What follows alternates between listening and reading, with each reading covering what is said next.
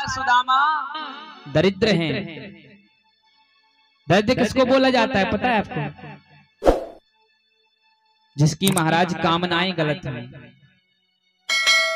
किसी के प्रकार भला ना सोचता हो, ऐसा व्यक्ति दरिद्र होता है। कि औरन को धन चाही बावरी, ब्राह्मण को धन केवलम भिक्षा। ब्राह्मण सिर्फ भिक्षा लेता है, धन नहीं लेता महाराज। ब्राह्मण भीख नहीं मांगता महाराज, ब्राह्मण अपना किया कराया मांगता है, क्योंकि संसार ही ब्राह्मणों का है। जब परशुराम जी ने महाराज छत्री विहीन कर दी इस धरती को, सारी धरा को महाराज क्या किया? ब्राह्मणों को दे दिया। ब्राह्मण जी की कितने उदार हैं। ब्राह्मणों ने कहा कि प्रभु हम शासन करने के लिए उत्पन्न नहीं हुए, शासन करना क्षत्रिय का धर्म है, उसको नीति पर चलाना ब्राह्मणों का धर्म है। क्षत्रियों को पुनः दान कर दी धरती। ऐसे ब्राह्मण जन होते हैं। बोलो बांके बिहारी लाल की। श्री भगवान कहते हैं कि विप्रधेनु सुर संत हित लीन मनुज अवतार। विप्र यानी ब्राह्मण,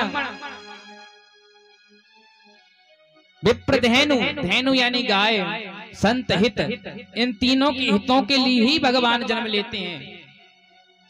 सदैव याद करना महाराज, कभी भी किसी ब्राह्मण का हृदय मत दुखाना। हो सके इतना दान कर देना, और दान ना हो तो महाराज हाथ जोड़ के प्रणाम कर लेना।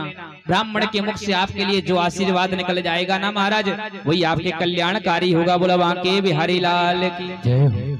सदैव ब्राह्मणों के चरणों को आशीर्वाद लेना, क्योंकि ब्राह्मण के मुख में कौन वास करते हैं? भगवान गीता में कह रहे हैं कि ब्राह्मणा सममा मुखम। ब्राह्मण मेरा मुख है, मैं जो कहता हूं वो ब्राह्मण कहता है। ब्राह्मण आपके लिए जो भी कर जाए महाराज, जो भी कर जाए वो आपके लिए मंगलदायक ही होता है। कभी अशुभ नहीं हो सकता ब्राह्मण का किया कराया। महाराज सुदामा जी देखिए कैसी परिस्थिति है सुदामा जी की। अगर सुबह भोजन कर लिया तो शाम को भोजन के लिए घर में कुछ नहीं है। गरीब होना अलग बात है महाराज, दरिद्र होना अलग बात है। सुदामा गरीब है सत्य बात है, परंतु महाराज दरिद्र नहीं है।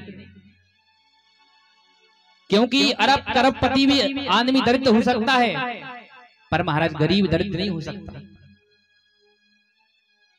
दरिद्र पता है किससे कहते हैं? भागवत में लिखा हुआ है, दरिद्रा अस्तु संतुष्टो।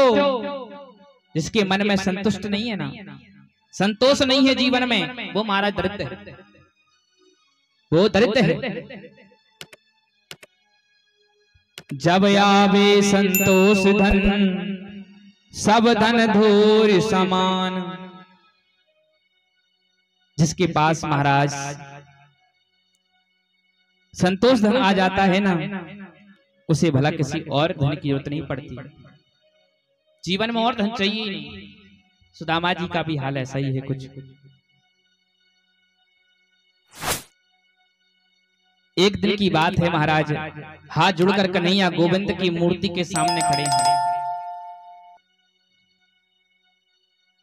कहा प्रभु, उनकी पत्नी का नाम है सुशीला। सुशीला ने पूछा गोविंद, हे स्वामी आप ये बताएं, ये गोविंद आपके लगते कौन है, क्या संबंध है?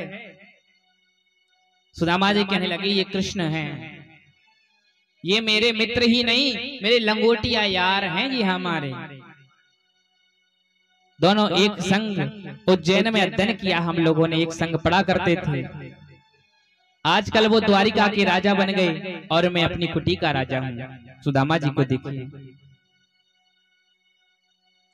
सुदामा जी की पत्नी सुशीला कहने लगी कि प्रभु आपके मन में कभी ऐसा नहीं आता, भाव नहीं आता कि आप जाओ और जाकर महाराज अपने द्वारकाधीश मित्र से मिलकर आओ? मन नहीं करता आपको उनसे मिलने का? सुदामा जी बोले, देवी संसार में ऐसा कौन सा मनुष्य है जिसका मित्र कृष्ण जैसा हो और उसको मिलने का मन ना करता हो। जिसको कृष्ण जैसा मित्र मिला हो, भला वो उससे मिलने की चेष्टा कैसे ना करता हो। मेरा मन भी करता है देवी। महाराज सुदामा जी की पत्नी कहने लगी, प्रभु मैं आपकी अर्धांगिनी हूं, मेरा फर्ज बनता है कि आपका कार्य मैं करूं। मैं चाहती हूं कि आप जाएं और अपने मित्र से धन मांग कर लें अपने लिए कुछ।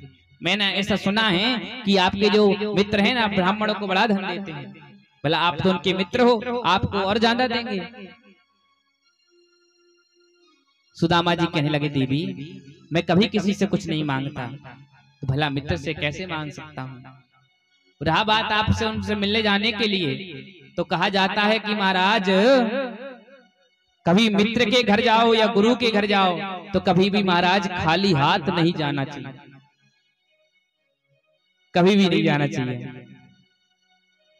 याद रखना, मित्र के पास जाओ, गुरु के पास जाओ, संतों के पास जाओ, कुछ ना कुछ लेकर अवश्य जाओ।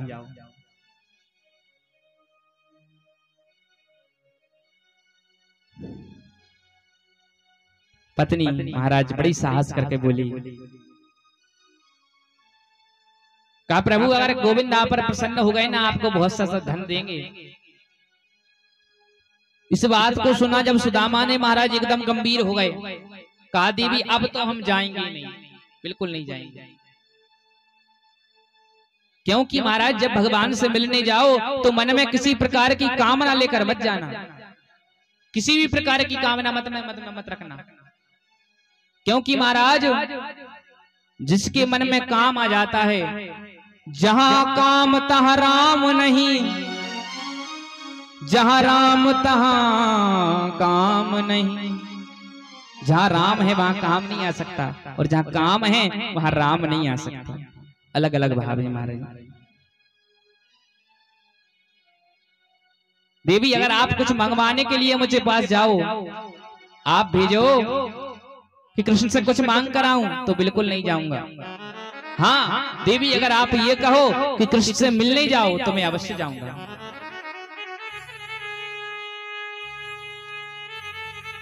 कहा सोचा ऐसी दशा देखकर कृष्ण समझ जाएंगे। कहा आप जाइए तो सही। कहा आपको जाना तो चाहिए। भगवान द्वारकाधीश कृपा के नाथ